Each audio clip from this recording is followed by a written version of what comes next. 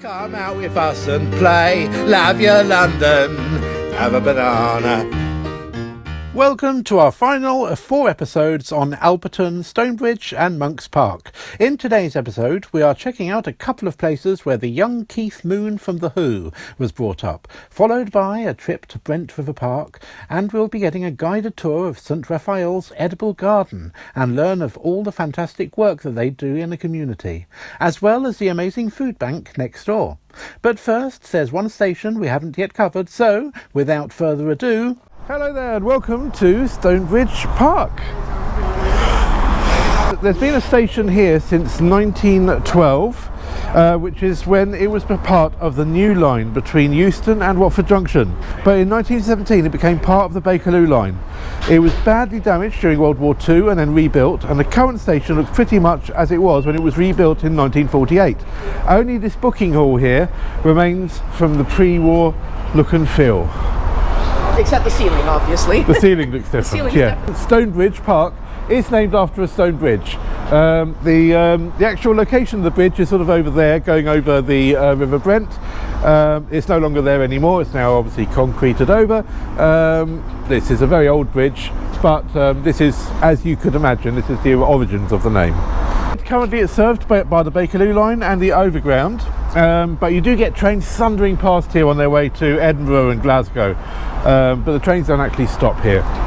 Okay, so as I said, it's in zone 3, it's not 24 hours, there's no toilets and it's not accessible, so actually it's a bit of a it doesn't score well on that front, and I don't think there are any plans to make it accessible in the very near future, so hopefully that will change. To the sun a bit? But one of the main reasons I want to bring you here is to look at this building here in front of us. This is Argenta House.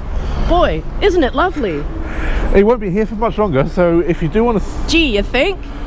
It's looked like that for quite a while. Oh no, I'm just terrible, I can't do anything. Now, if you're into silversmithery, the name Ari D. Let's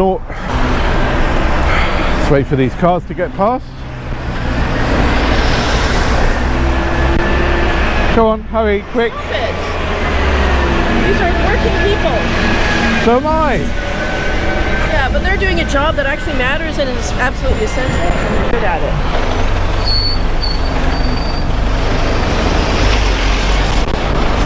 If you have even just the slightest interest in silversmithery, you'll have heard of the name Ari D. Norman. He was one of probably the UK's most famous names currently in silversmithery. The family found fame and fortune when Ari's father, Sidney, was the first to discover diamonds in Liberia in the 1950s. But Ari himself was more into silver, and he actually holds the world record for participating in the highest number of trade exhibitions. So this was built here in the 1970s.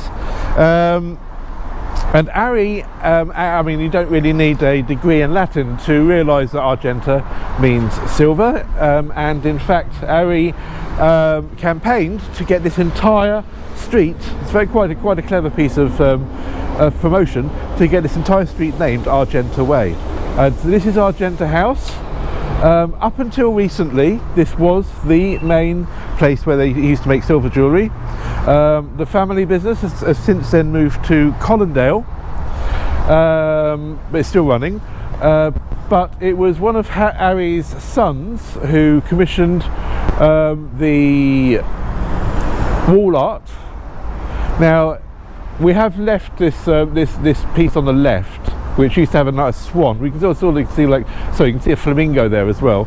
It's very faded, but there used to be in these windows, they're not there anymore, there used to be 3 depictions of important moments in Olympic history to do with race relations. Namely, Jesse Owens in 1936, the disaster in Munich in 1972, and the Black Power movement in 1968. Unfortunately, this building is going to disappear. There's still going to be a building here called Argenta House. It's going to be a massive story block of 24 floors. It was going to be 28 floors, but that was turned down. It's going to be 130 flats altogether. There are only going to be 2 parking spots, I believe, available for disabled users. Sure.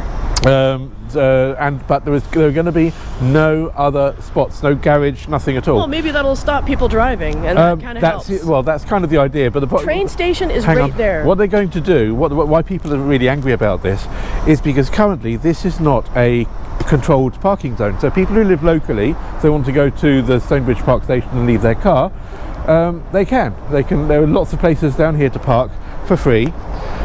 What they're going to do is, once they build this block of flats, because there are going to be no parking garage incorporated with it, they're probably going to make this area a controlled paying. Okay. Do you want me to get some close-ups? Yeah, in a minute. Really we're going to go around it. Oh, we are, okay.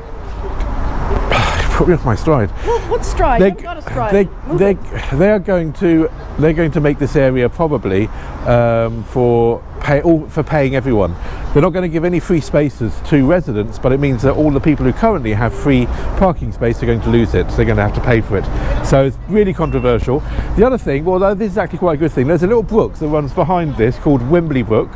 Currently it's just a concrete channel, but one of the good things they're going to do is they're going to rewild it and make it sort of an environmental. They're working quite closely with the Environmental Protection Agency, so that is quite good, because at the moment that Wembley Brook is not even fit for eels.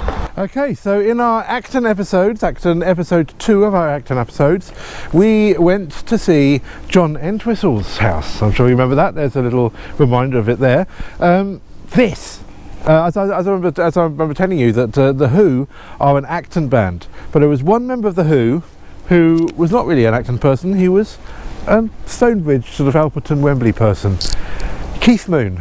And this is where the Moons and where little baby Moon was brought up. This house here on the right hand side, the white one, where baby Moon, up until the age of about 4 or 5, was brought up by his dad Alf, a repairman for a dry cleaning manufacturing company. Or he was an engineer. He was an engineer for a dry cleaners, and this is where, until sister Linda was born, this is where the family was brought up little Keith. And it's just amazing to think that Keith would have been there playing in that garden, listening to the Wembley Brook down there, probably bubbling away. Yeah, just to think that maybe the people living there now may have found, the odd dummy or pacifier for our American viewers in the garden that may have belonged to Keith. Or the 26 other impoverished families that lived there afterwards. We're just going to have a look at the front of the house as well. Here, so I'm just going to now put in while I'm talking to you, that this is the front of the house, so you can see what it looks like. So if it weren't for COVID-19 restrictions, I would actually be knocking on the house and asking to be let in. But I don't think we can really do that right now. No. So it's a shame, but maybe we'll be back one day. Take the camera and maybe you can get a little closer above the barbed wire. You're gonna have to go right down. I don't really want to intrude too much more, because this is now a private family home, and they must be sick and tired of people looking over their fence looking in, so I don't want to be too intrusive. Oh look, they've got a trampoline. Let's have, yeah, they got a trampoline in there. Anyway, yeah, so I don't want to be too intrusive, but I'll tell you what we're going to do. Up there is my Google Earth dirigible, because, as I said, he only lived here until he was 4 or 5. So, because we can't fly a drone at the moment, we're going to have to use the Google drone dirigible. And we're just going to have a look to see where they moved after this, when baby Linda was born. So let's get up. Are we ready?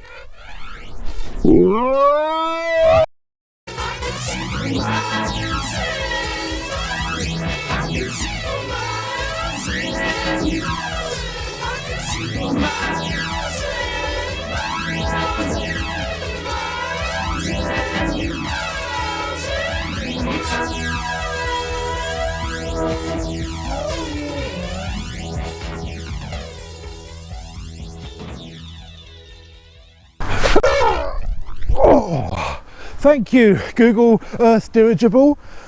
Right, well, here we are at number 134 Chaplin Road. This is where the Moons went afterwards. He was already a young child. He wasn't in the toddler phase. He was about 4 or 5 at the time. Do check out the book Dear Boy, The Life of Keith Moon by Tony Fletcher. I'm going to put a little thing in the comments where you can actually buy this book at a really good price, and we get a little tiny commission as well, so that's really important. It's another way of supporting our channel. Now there are lots of ways you can support our channel. That's just one of them. The other ways are obviously by being one of our patrons via Patreon. Details are all below, and also please, if you want to support us for free, the easiest way is just to share this video, put it onto your social media platforms, like this video, subscribe to the channel and ring that notification bell. Okay, so actually I'm amazed that there is no blue plaque here. There really should be a blue plaque here. I mean, Keith Moon is dead after all, so he deserves one. Not that you should only get one when you die, but that is actually how it works. After Keith's sister Linda was born, the family kind of outgrew the other house we just saw earlier, and so they moved here, and it's absolutely amazing that they could afford it. I mean, this is a 3-bedroom property. Dad Alf, what was he? He was a mechanic of dry cleaner, laundrette stuff, and it's amazing to think that on his salary he'd have been able to actually buy this, but he did. I mean, according to Zoopla, this house last sold in 2015 £525,000. Now it's probably close to £700,000, the market value. Probably even more, the fact that Keith Moon used to live here. Mercedes parked in the front of it. Absolutely, well there you go. So this is a rich territory, and it's quite amazing to think that a dry cleaner mechanic could actually afford this back then. Used to be working class, now the working class live in cardboard. And that's true, yes. Now this is actually was really handy for the family, because young Keith used to go to school just down there. He used to go to Barham, or maybe not pronouncing that correctly, Barham Primary School, which is just literally down there. There was a little passageway cutting through this estate. It's closed at the moment, unfortunately, probably because of COVID and whatever, but normally we'd be able to cycle down there and check out the school. Also, if he were going that way, he'd be able to get to a little park called One Tree Hill Park, which is also down there. That's where young Keith used to have little kickabouts with his football. It's got more than one tree, but it didn't used to. It used to just have the one tree, and that is why it's called One Tree Hill Park. Isn't it lovely? You can just imagine little Keith there kicking his ball around. Fantastic. Okay, let's go to the next place.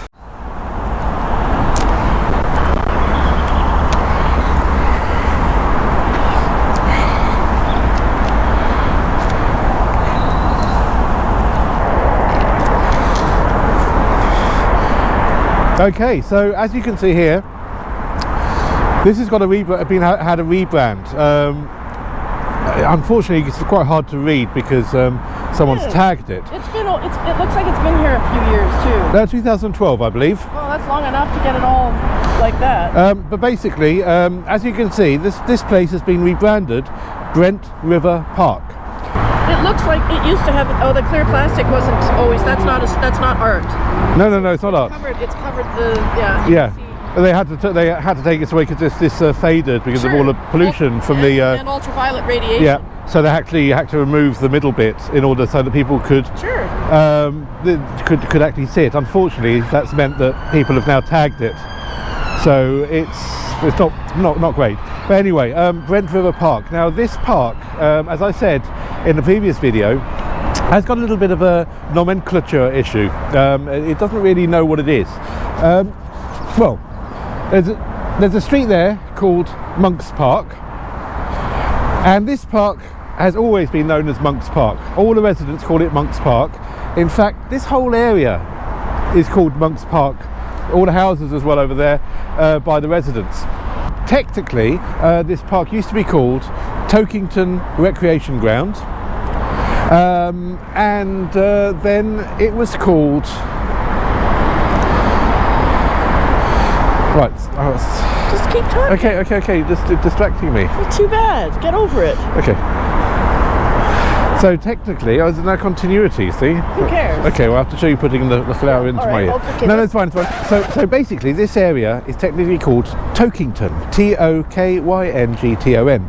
Very old names. I said in the previous video, it comes from centuries and centuries ago, the area, the town around the farmstead of Toker.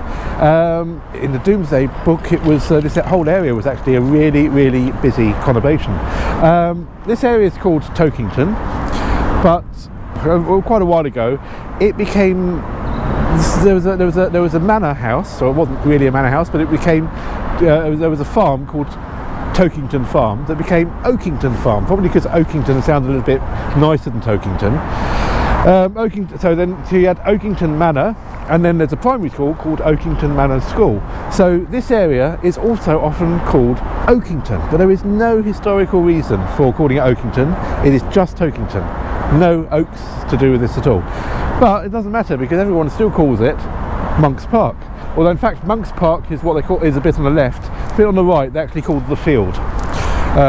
But the Brent Council wants to call it Brent River Park, because what they've done is they have, and this is actually quite a positive thing, you saw what the River Brent looks like behind the Ace Cafe. It's just a cement canal.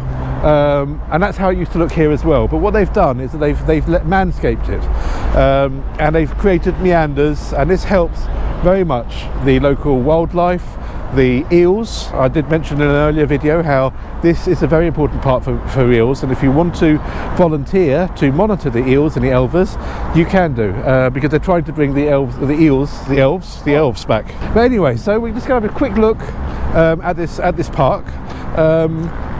There's a couple of interesting things to show you. One of them very interesting if you like football. So as you can see, they've rewilded it. Isn't it lovely? Well, it's obviously nicer than it was. Well, if that's nicer than it was, then... Well, there's a bit of rubbish. There's a bit of rubbish, but obviously because of COVID and stuff, people haven't been able to go out and clean these places. I don't think it's that easy to clean. But anyway, that's one way to control it. Oh, look, we have bird. Yeah, birds, eels, everything here. Yeah, I mean, it is a manscape. Yeah. That's what happens. Are we allowed to say manscape? I don't know. Personscape. Personscape. But as we stood on the bridge discussing the intricacies of the English language, what we didn't tell you is that just 100 or so yards away, behind a rusty pavilion, which we'll tell you about in a moment, was the real rewilded River Brent. We'll let the river do the talking for this scene.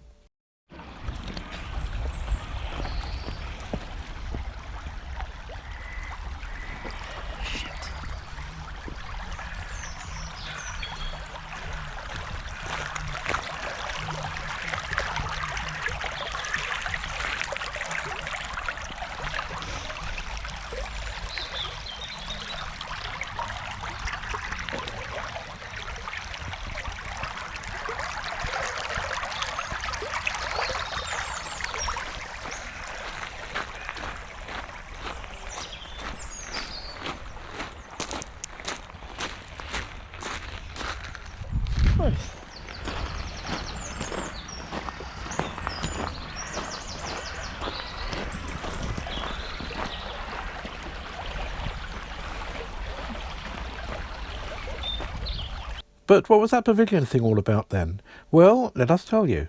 But just a quick reminder that coming up in this episode, we will be doing a guided tour of the wonderful St Raphael's Edible Garden and of the SUFRA Northwest Food Bank.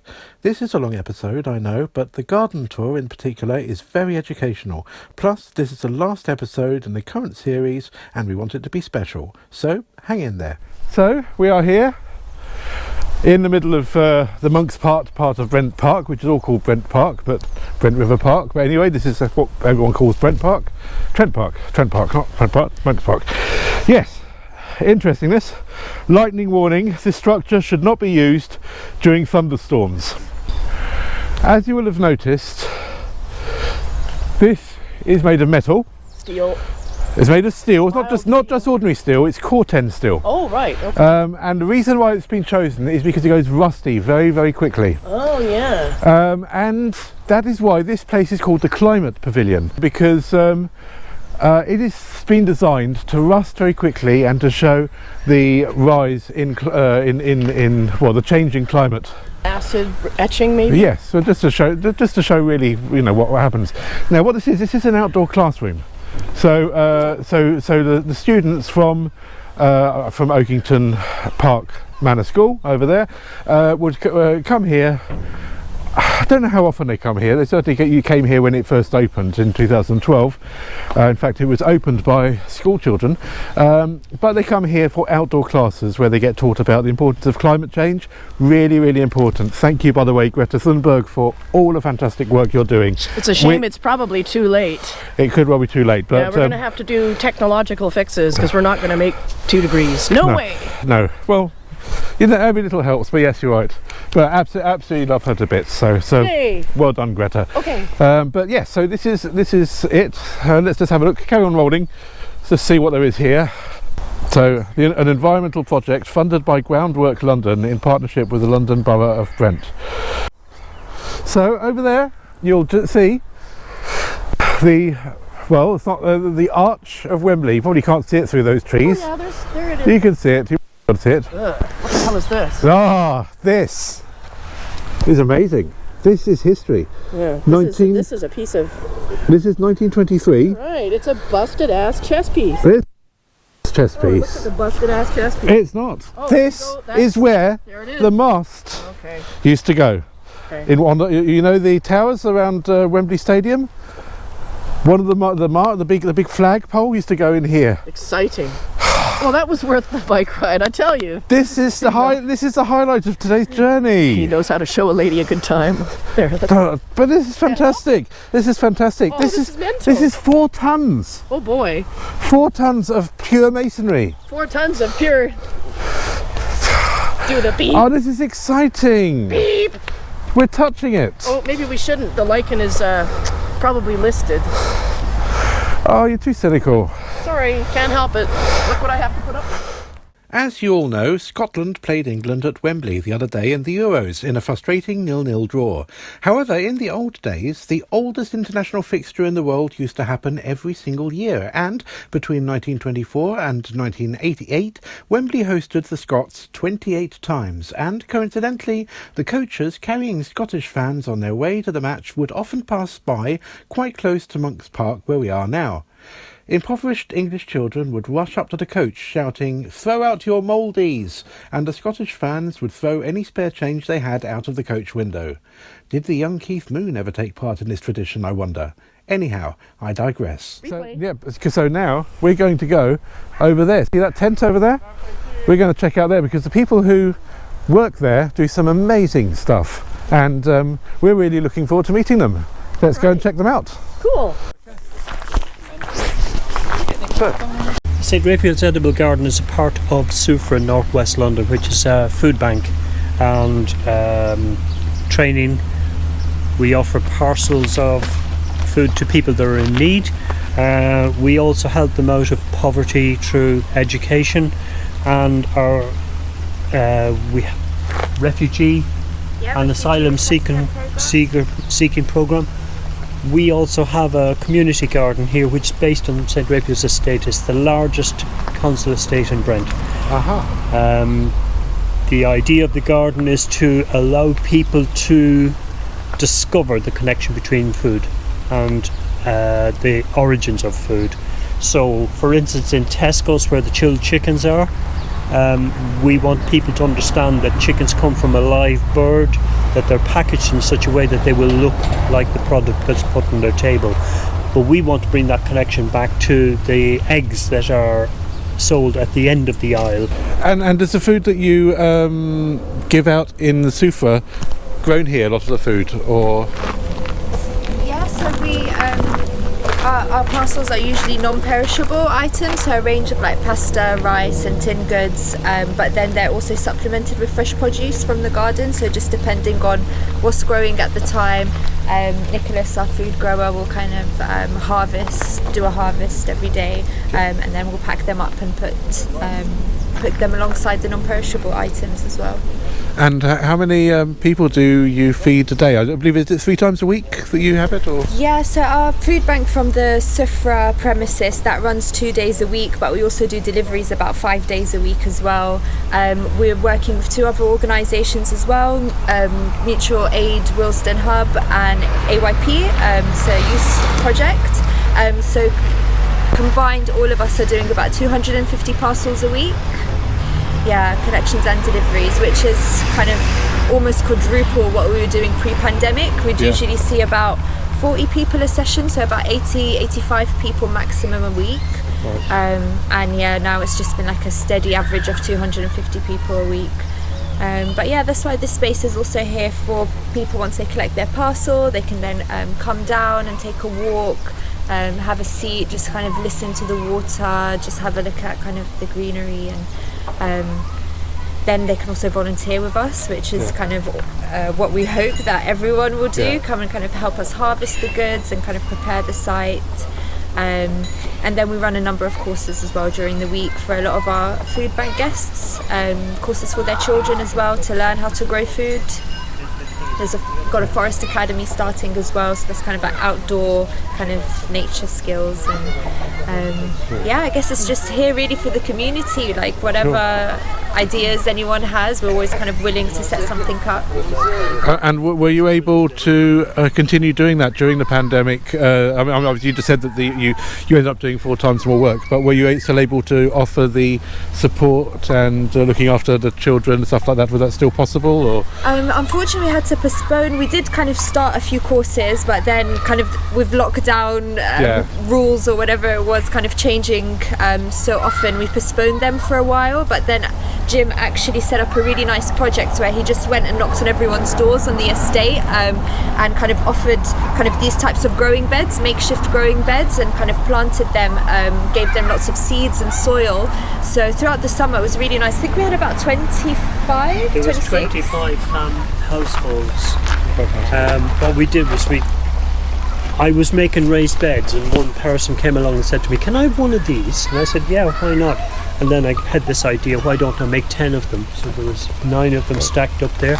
I took one across, dropped it over the fence, and they said, "What are we going to do for soil?" So we had 8 cubic metres of soil, and I told them, "There's a shovel and a wheelbarrow there, come and take what you need."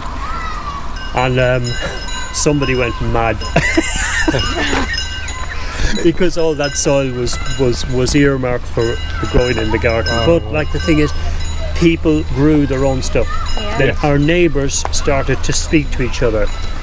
Instead of just saying hello, and they learned their names, they started talking, and their subject of talking was gardening. Right the way through that amazing spring and summer that we had last year, you know. This area is called St Raphael's estate, is that right? Or The estate is St Raphael's estate. and does SUFRA only give these parcels to people on the estate, or is it open to other people in the whole Brent community? Yeah, it's open to everyone in the borough of Brent, but we also do get referrals from people in kind of surrounding boroughs, Harrow, Barnet, Ealing. If someone is referred, we'll always kind of support them with the parcel, but yeah, mainly people live in Brent. Okay. And how long have you been running this altogether? I'm here, this is my 3rd year here. When I qualified as a social therapeutic horticulture practitioner in Coventry University, this is my first job afterwards, and we haven't looked back. And if people want to come here and volunteer, they can go on your website and get all the information, is that Yes, correct? yes, they can go to the website, which is SUFRA NW London.org.uk. And you'll be able to see the details all down in the description below, and also the URL will be appearing on your screen now. This is our stockroom where our parcels get packed. So this wall along here kind of contains all of the items that go in our essential food parcel. Yeah, they're using our kind of standard lists to make up pre-packed food parcels ready for food bank. Great. So Well done. Wow, what a place. Fantastic. I think that the government was doing recently about the school meals. That's nothing to do with. Were you involved in that at all? Or? No, so we're also supporting a lot of families that have kids, but we've also been trying to make sure that families are accessing that money. So basically, in the end, the government kind of decided on you know, giving the money that would have been equivalent to the free school meals to families to be able to buy lunches and everything for kids that are at home throughout the lockdown. So I mean, that's kind of what we advocate. We want that money to go into people's pockets more than anything. The ridiculous food parcels that they, I mean, those like half a tin of tuna in a plastic bag was one person. That was awful. You know, like a stub of a carrot and things like that. And they're in trouble with that now. Yeah, not acceptable. Good old Marcus Rashford. Our food parcels look much better than that. No. I would have said so. Fantastic. Wonderful, thank you. Okay. All right, we'll get out of your hair. No, it's all good. Thank you. Well, I started in July of last year. Yep. Having come from another growing project, also in Brent, but this is a much bigger scale. And when I inherited it, it needed some TLC, you could say, and some rejuvenation and some new energy. What was here before? Was it a community garden? Or? Yeah, it was, but it needed somebody to dedicate themselves to look after it specifically, because Jim was doing this and he was doing his outreach stuff, and it was a kind of mishmash of one person doing too much, really. So they hired me to just take over the entire food growing aspect of it. So it's kind of like farming in a way, urban farming, you could say, because I'm producing crops the way they would be grown on an organic farm. So Smells organic. yeah, I like it. that's because Kayo's doing some nettle fertilizer for us today. The smell's coming from the tub over there that smells of rotting nettles and comfrey. One of the best smells in the world. Shame you can't record smells, really. In the future, maybe, you never know. Have a good sniff when you get over there. You gotta love it. Dirt everywhere. Yeah, that's right. Life. Lots of herbs, underground. rosemary, mint. Yeah, the list of herbs is growing all the time. We've got some seeds germinating in the polytunnel, some sorrel, some Welsh onion, stevia. Stevia. Yeah. Plants. What else? Some more thyme. I've got a board. I've got a sense. Is there a smell for? Is there a smell there for Not that? particularly, but there is something that the bugs like. Yes. That's all that matters. They can see in UV, so they get all the landing strips that we can't see. Well, that makes sense. Yeah. You got it. I've been harvesting the tops of these broad beans in such a way. Do you call them fava beans in the States? Well, in Similar. North, I think we'd call them here They're not called broad beans, are they, in the States? or runner or long beans. Well, yeah, fava beans. Maybe fava beans. I don't Maybe it is fava beans. Anyway, so typically these things become infested with black fly aphids. So one of the ways to combat it, other than using garlic sprays and rhubarb sprays and barriers, is to harvest the tops. So that takes away the kind of luscious, nutrient dense tops. So if you get rid of that, they're less prone to attack from the more established stems. And I mean, soapy water, that's not organic, I suppose. Is that? I would always only ever use organic stuff, regardless. Yeah. Is organic soapy water okay? Or? I think so. You can try it. It's always a trial and error thing with using methods like that. It's never worked for me because they come anyway. Yeah. You know. And if you can just take away what's attracting, yeah, and let nature do the rest. It's the species itself. They're attracted to beans. They like beans. Runner beans, French beans. Long beans, all the beans, full of beans. Full of beans, this place, Full of beans. So all the crops you can see are essentially overwintered from last year. Right. Because if I started to grow stuff from scratch and all these beds were empty, they wouldn't look anything like this. Have you noticed? Have you noticed in the last few years the seasons changing a lot and it being much harder to predict sort of when to plant things? I know there are variations and extremes that come in bursts, but no, it doesn't really affect me personally. It's just about managing the day itself, knowing the weather forecast in advance, you know? Yeah. So if you're going to get a hot spell, you know, I've got to come in here at 5 o'clock, 5:30 to water. Get it out the way, don't wait till the middle of the day where it gets too much, to cope with the heat or whatever. So weather forecasting is absolutely critical to successful growing, in my opinion. Okay. I don't make the forecast itself, no. I abide by it, you know? Yeah, what a nice place to work. It's nice. There's the spurge over there, Tristán. So what's the TP all about? Well, got a place That's a question for Jim. I think it's really about tutorials, and I think that they have there's supposed to be like a heating arrangement going on in there. Yeah. Jim knows the answer to that. He's done it all before, so he's the one to ask about that. Here. If it rains, it's cold, you can use it. Do you want to go down the far end of it? Yeah. Show us everything. Yeah. If you've got the time, we've got the time. Yeah. Well, you can just pull stuff out of the ground here and eat. That's what you want to do. Yeah, exactly. No treatment necessary. Knock the ants off it. Yes, and stick it in your mouth. I take it birds as well as insects are a major problem as well. Actually, we've been lucky. Pigeons haven't desiccated brassicas or anything. There are no bite marks anywhere. I haven't seen any significant vermin, rodentia getting involved. You got to put things in here. Now, that could be due to the fact that, for example, garlic might be a significant They don't like it. off-putting scent for some. I don't know. Hot chilies, garlic. what- The what- animals don't like that. What would you say here is the most challenging thing to grow? Something that I haven't attempted, something like mango or bananas or something like Just that. wait. But vegetables and typical UK indigenous Give it food another production is 20 pretty years, simple, to be We'll honest. be growing mango and papaya. And We'd all have to that. have like several of these to get to produce that kind of stuff. What's these red things? That's what do you call That's a it? chard. That's a chard. Yeah. Yeah, rhubarb chard, I think Right they call under it. the ground, you can eat That's that. the broccoli, I see it. Purple sprout Here's broccoli another there. garlic onion family. Another one here. Just They're looking behind you, good. we've got the beginnings of the root vegetable bed behind you here. Then it's got parsnips, carrot seeds, and scorzonera. Yeah, you got to In here. keep that. They got to back the sun This off. actually might be able to come off now. It was just about getting the germination more consistent. So It's warm. It's warming Yeah. up. Boy, what a day! Indeed. Indeed. And you got the music next door. That's a nice idea. I miss my big giant wind is that music chimes. though? It's pretty discordant, isn't it? Yeah, no, I like It's all all that. relative, isn't it? Yeah, you're It's right. all relative. Perceptive, yeah. Yes. Number 3 here is in a state of isolation. I don't want to add anything fresh to this one. I'm going to let it break down, leave it Yeah. alone. It's smelling. It's very busy in there. Do you add worms to it, or They does find themselves. They find their way Get in there those by for themselves, free. and once they're in there, they start to replicate. Yeah. You know, That's why you clone got- themselves almost essentially. Number 2 here is sheep manure under the carpet there. There. And number 1 is going to be the freshest, newest. Oh, that's compost a good bay. smell. Yeah. You know, this is what you want in your garden. Yeah. Isn't that lovely? The colours. That's purslane.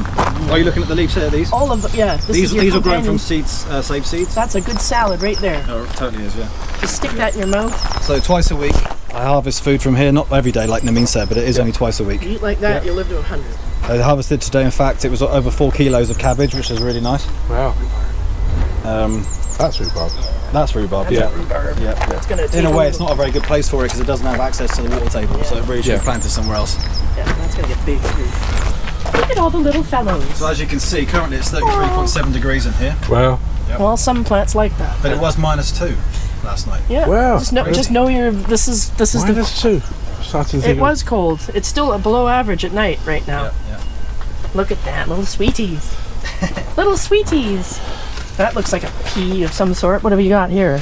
That reminds me of what Sunflower. other That's, sunflower. It's a variety called Sunzilla, which grows taller than most people. Sunzilla, the 10-footers. Nettle fertilizer, That looks like chicken. ultra stinky, Chickens. ultra potent. Don't drink it. No, Look no. at it, sniff it, have a good whiff. Go on. I'm experimenting with growing certain crops in shaded areas. So here, between the daffodils, which wasn't necessarily deliberate, so I didn't know the daffodils were here. You got wild rocket, Yeah. which used to be in this bed behind you. Yeah.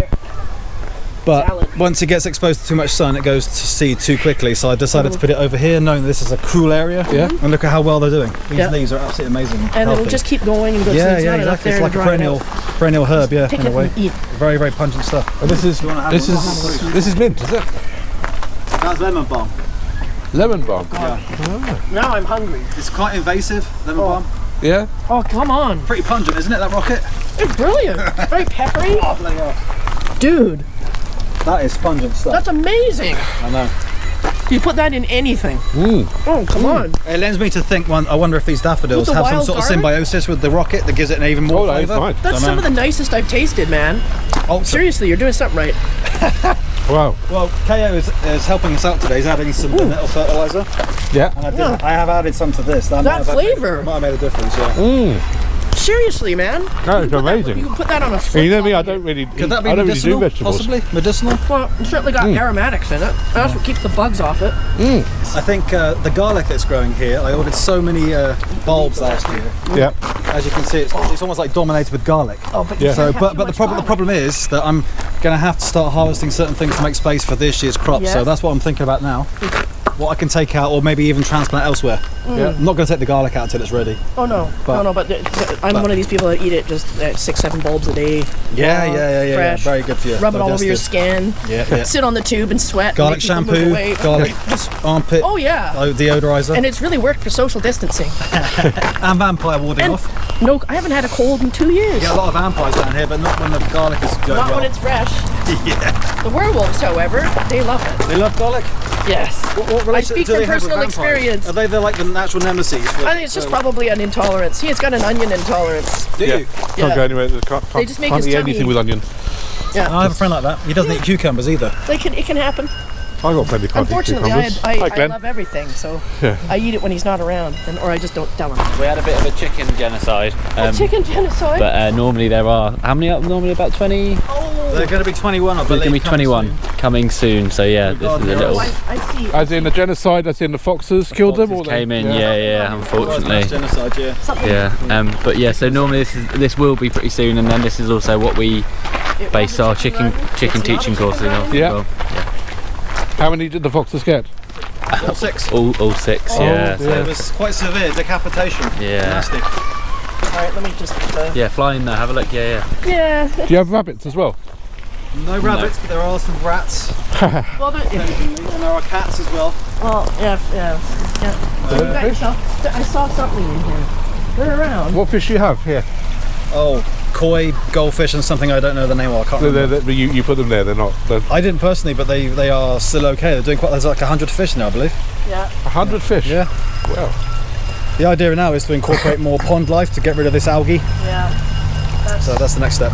That's something that might be why you still have fish. The birds don't see them. So Yeah, that's a good point actually. Parents sit Yeah, here but waiting. if we get it like loads of lilies, it will cover up the fish as well. So And the fish love it. They go right Yeah. under, and that Yeah, will help yeah. with your algae. yeah. Because kill the light. That's exactly what you need to do. Yeah, you need pond plant coverage. Yeah. It's a beaut though. Yeah, it's Good cool. size. I saw the koi and the goldfish. You did? You Yeah, say hello? They're smart. They see something come at them and they go right back down again. Get really close, you can hear them talking. Yes, Okay. that's it. They're in there. Kaya came to us and he needed a little bit of support, Yeah. and he committed to it 30 hours working here, Yeah. and from that 30 hours working he's now got himself a job, and his confidence has absolutely come up. Like the thing is, Kaya didn't smile a lot. He was very shy when he came here first, but like the thing is, he loves doing what he's doing. He's self-employed now, and he's working 5-6 days a week. Fantastic. And Well done. this is what this project has helped him to do. You get Well to done. outside. Well We're done. very Nice we're bit. very Nice proud of what decent Kaya's done. Decompress. Yeah, doing exercises. I hear you, man. Very All right. proud. I do believe that is a wrap. Yay! Thank you for our lovely adventure. Thank you for this lovely adventure that you've been accompanying us with here and we're going to go home after these 4 lovely episodes on Alperton and surroundings. So we're going to go back home.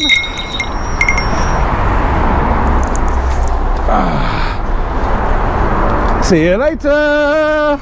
We're going home. 1, 2, 3. Bye. Love you, London. Love you, London. Bye.